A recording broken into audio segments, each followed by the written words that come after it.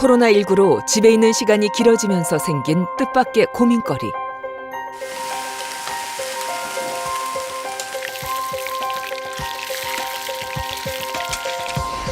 그중 하나는 아마도 복부 비만일 것이다. 복부 비만은 당뇨와 뇌졸중, 심근경색, 심지어 암의 원인이 되기도 한다. 생명을 위협하는 시한폭탄이다. 그런데 근데 2주 동안에 3.6kg면 많이 빠졌어요. 굉장히 많이 빠져요. 예, 예. 이렇게 먹고 빠지는 게 이해가 돼요? 이렇게 잘 먹고? 그죠? 전부 다 많이 먹어요. 솔직히 맞죠? 옛날보다 훨씬 잘 먹죠? 굶지 않았는데도 살이 빠졌다. 지금 처음보다 지금 한 4kg? 좀 생각보다 좀 제가 놀랬던 건 되게 간단한 방법으로 체중 감량을 할 수 있다는 사실에 제가 놀랬거든요. 이제 더 이상 배고픈 다이어트를 하지 않아도 된다. 잘 먹으면서도 복부 비만에서 벗어날 수 있는 방법, 과연 그 비결은 무엇일까? 살이 쪘다는 건 몸의 지방, 즉 체지방이 많다는 얘기다. 체지방은 크게 피부에 쌓인 피하지방과 뱃속 내장지방으로 이루어진다. 복부 비만은 그 중에서도 내장지방이 과도한 상태를 말한다. 지금 이분의 상태를 보면 물론 밖에 파란색 피하지방도 상당히 두껍습니다. 특히 앞쪽보다는 뒤쪽이 많이 두터운데요. 하지만 건강에 문제가 되는 것은 이 바깥쪽보다는 안쪽에 내장지방이 굉장히 많은 문제를 갖고 있습니다. 내장은 회색, 내장지방은 초록색으로 나타난다. 이정훈 씨의 경우 복강 내 면적의 70% 이상이 내장지방으로 차 있다. 보통 일반적으로는 이 내장지방은 거의 없는 게 정상이고요. 있더라도 면적이 100제곱센티미터가 넘으면 질병의 위험이 높은 거로 돼 있는데 지금 127로 복부 비만, 병적 복부 비만에 해당이 되는 상태입니다. 내장지방으로 인해 생기는 복부 비만. 남녀 각각 허리둘레 90cm, 85cm 이상이면 복부 비만에 해당한다. 그렇다면 복부 비만의 원인인 내장지방은 왜 생기는 걸까? 우리가 먹는 음식물은 포도당의 형태로 바뀌어 우리 몸의 에너지원으로 사용된다.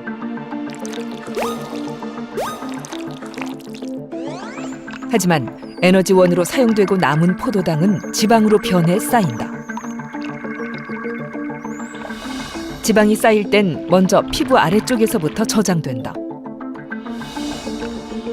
그리고 피하층이 포화 상태가 되면 내장지방의 형태로 내장과 장기 사이에 지방층을 형성한다. 이것이 바로 내장지방인 것이다. 우리 몸은 먹은 열량에서 소비한 열량을 빼고 남는 열량을 체지방으로 저장하되 처음에는 피하지방으로 저장합니다. 주로 팔뚝이든 엉덩이, 허벅지 이런 데로 저장이 되는데요. 여기에 저장할 수 있는 체지방의 양은 어느 정도 정해져 있습니다. 그 이상으로 남아도는 열량이 많으면 사실은 건강을 위해서는 더 이상 저장하지 말고 버려야 됩니다. 근데 우리 몸은 오래전부터 굶주린 시대를 지나온 유전자를 갖고 있기 때문에 그래도 저장합니다.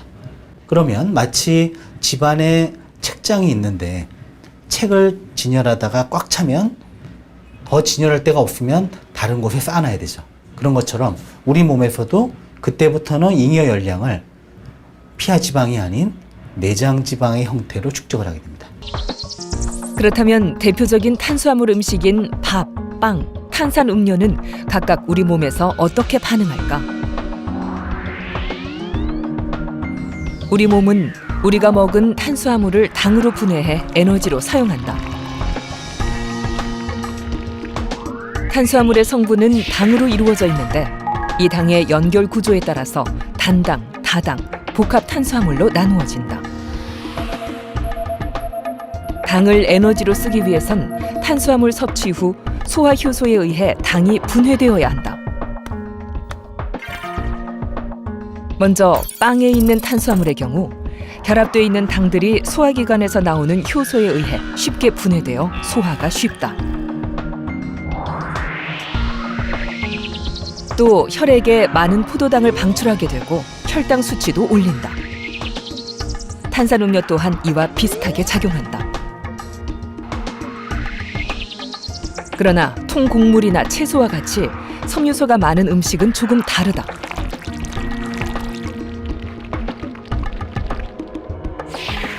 탄수화물의 결합 구조가 소화기관의 효소에 의해 쉽게 분해되지 않는다.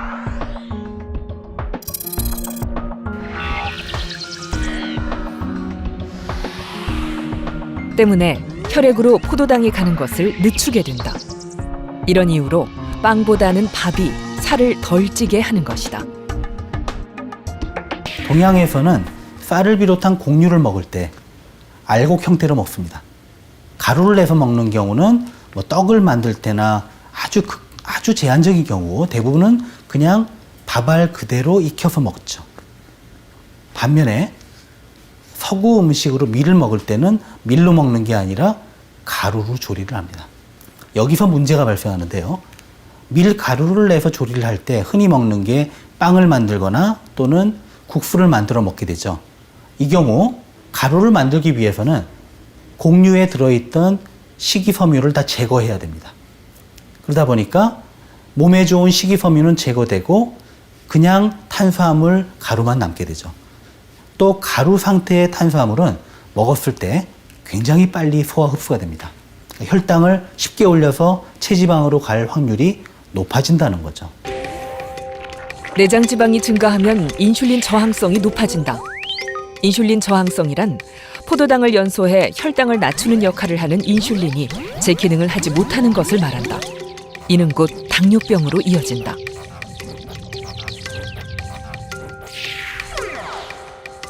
또 내장 지방이 많으면 나쁜 콜레스테롤인 LDL과 중성 지방은 늘고 좋은 콜레스테롤인 HDL은 줄어 고지혈증이 발생한다.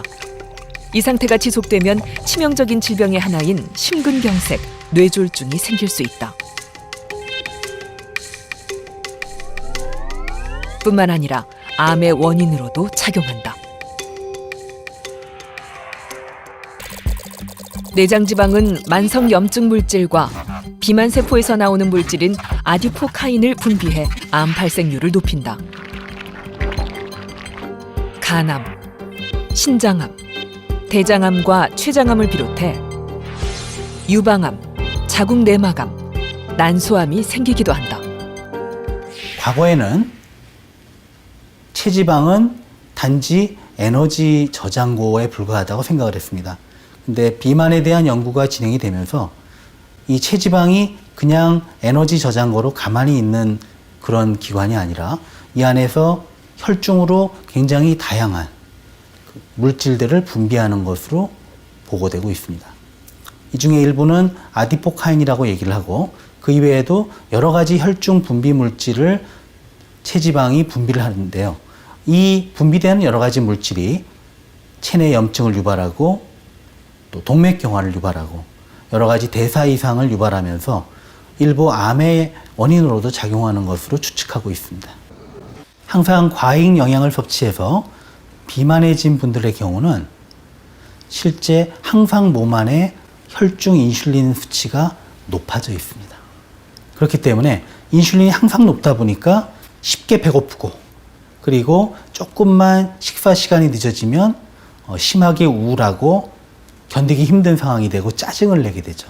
그리고 실제 비만한 가족이 있어서 식사 조절을 시키려고 할 때 가족끼리 다툼이 있는 경우가 많아요. 왜냐하면 가족은 건강 때문에 다이어트를 시키려고 하는데 자꾸 짜증을 내고 몰래 단 거를 먹어버리는 환자들이 많거든요. 근데 저는 환자분들한테 또 가족분들한테 이렇게 얘기합니다. 이게 그 환자분이 몰지각해서 또는 자제력이 없어서가 아니라 지금과 같은 비만 상태에서는 인슐린 수치가 혈중에서 높아져 있음으로써 먹는 걸 참는 것이, 공복감을 참는 것이 무척 어려운 상태다라는 설명을 드립니다. 탄수화물은 유달리 중독성이 강하다. 이 때문에 많은 환자들이 다이어트에 실패하곤 한다. 그렇다면 탄수화물 과다 섭취가 문제가 되는 건 무엇 때문일까?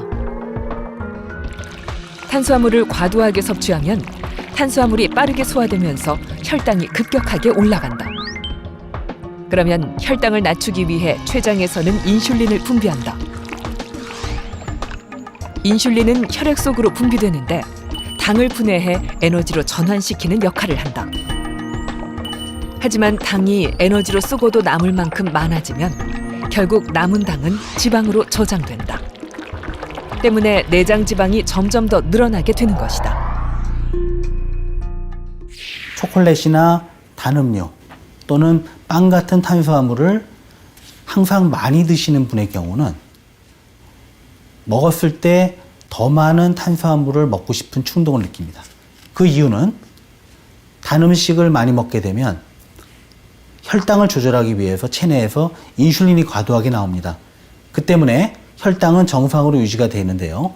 대신에 오히려 공복감과 단 것을 더 먹고 싶은 충동이 생깁니다. 많이 먹어서 그만 먹어야 되는데 인슐린의 작용으로 살은 쪄가면서 단 것을 더 찾게 되는 악순환이 반복이 되는 것입니다.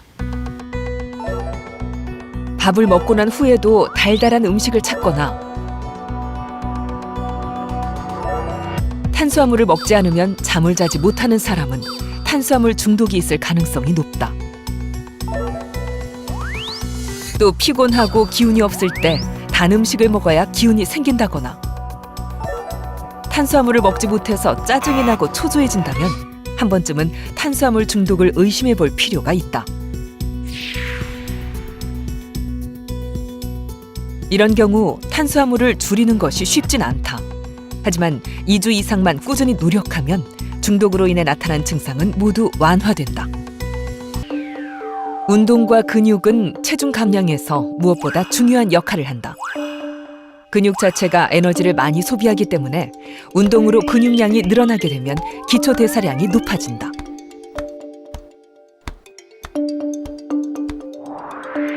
기초 대사량은 수면을 할 때나 몸을 움직이지 않고 있을 때도 스스로 소비하는 칼로리 양을 뜻한다. 운동을 하면 평소보다 에너지를 더 많이 쓰기 때문에 칼로리 소비가 많아진다. 지방이 더 빨리 연소되는 것이다.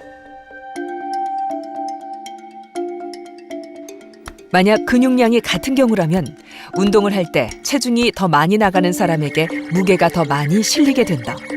그래서 칼로리 소모도 더 많아지고 지방도 더 빨리 빠지게 된다.